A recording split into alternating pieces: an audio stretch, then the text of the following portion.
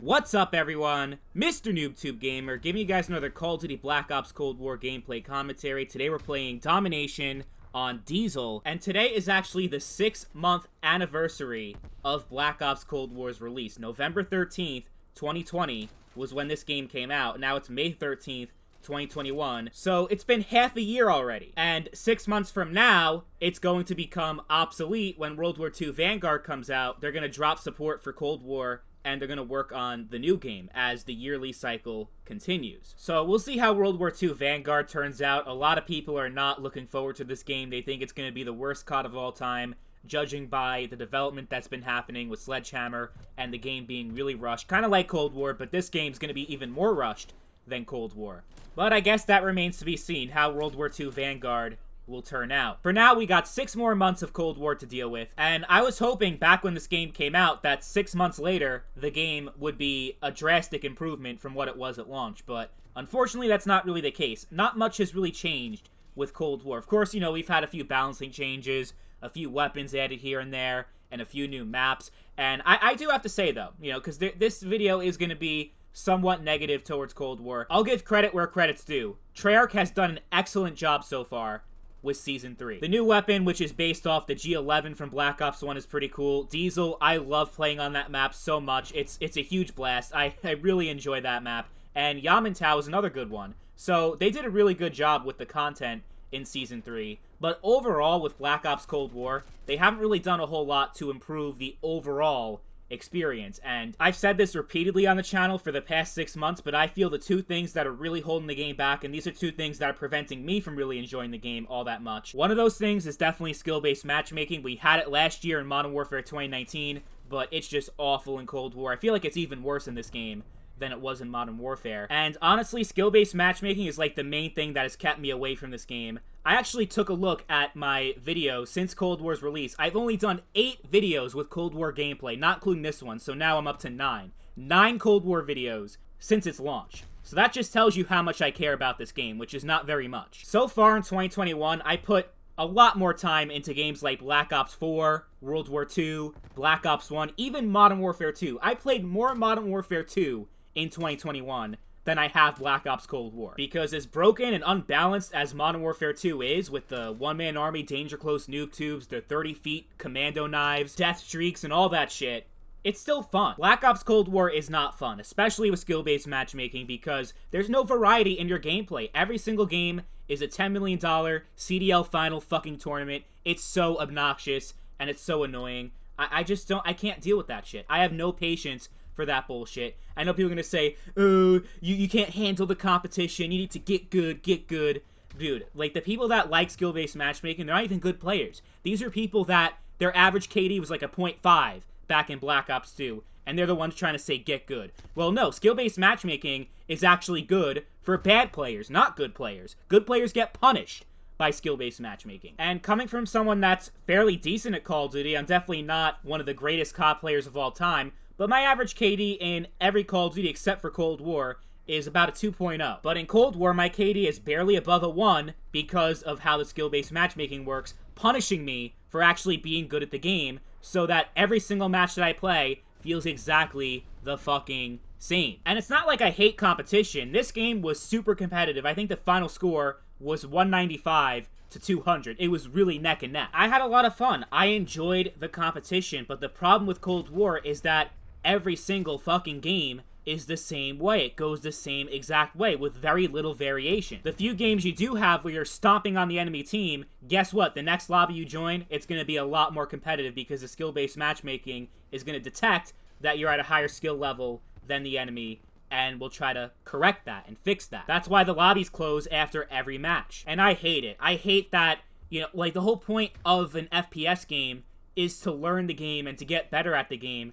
But with skill-based matchmaking, I don't feel any sense of progression at all. Because if I do get better and I improve my skills, I can't even use those skills to my advantage because everyone's on the same level playing field. Everybody is on the same skill level. That's how skill-based matchmaking works. And I can't fucking stand it. There are all these YouTubers out there, they say they hate skill-based matchmaking, they say they hate Cold War, but all their videos are Cold War gameplay. At least you look at my channel, I practice what I fucking preach. I say, Cold War sucks, and guess what? I don't play the fucking game. I only play it every once in a while just to see if it's gotten better.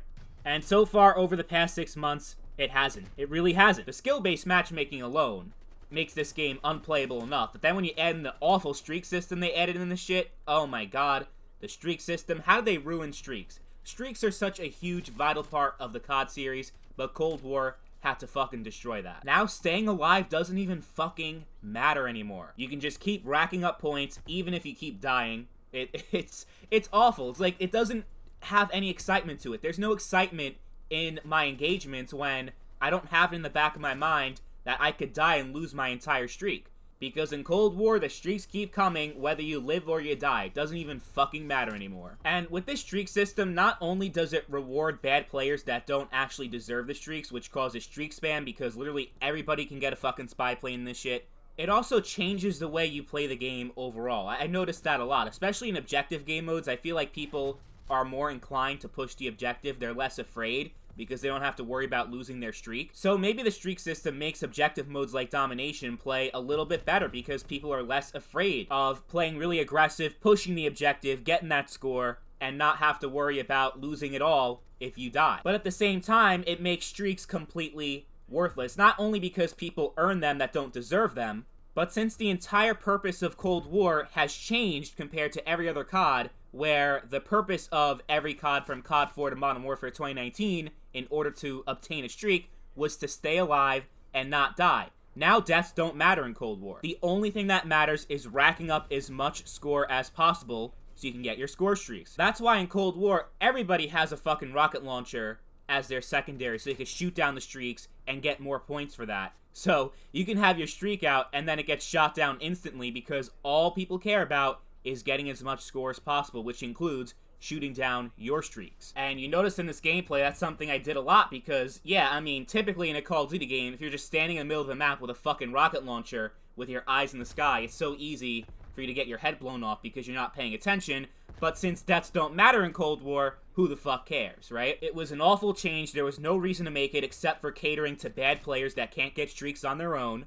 And as long as the streak system remains the way it is, as long as skill-based matchmaking remains the way that it is, Cold War will never be a good game. It will always be shit. Doesn't matter how much content they add, doesn't matter how many weapons and maps we get. Cold War, as it stands, is a fundamentally bad Call of Duty game. It's a bad FPS game. It's a game that goes above and beyond to reward bad players who don't deserve anything, and punishes good players for actually being good at the game. And we didn't even talk about zombies, because this channel's more focused on multiplayer, but the way they've handled zombies so far has been atrocious. When Cold War first came out, I played a lot more zombies than multiplayer because zombies was so much fun, and was the most fun I've had in zombies in many years, since Black Ops 3. But the problem with zombies right now is we're halfway into the game's life cycle, and we only have 2 zombies maps. 2! We had 2 maps day 1.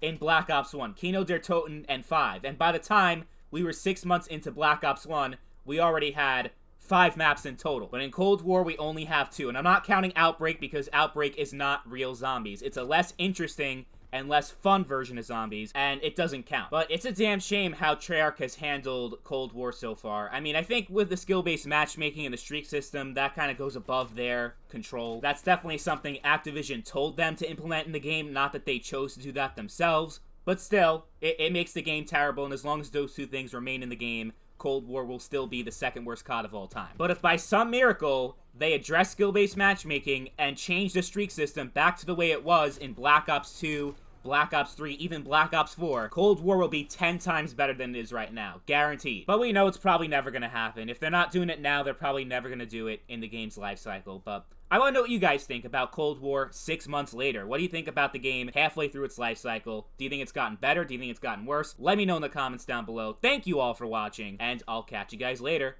Peace.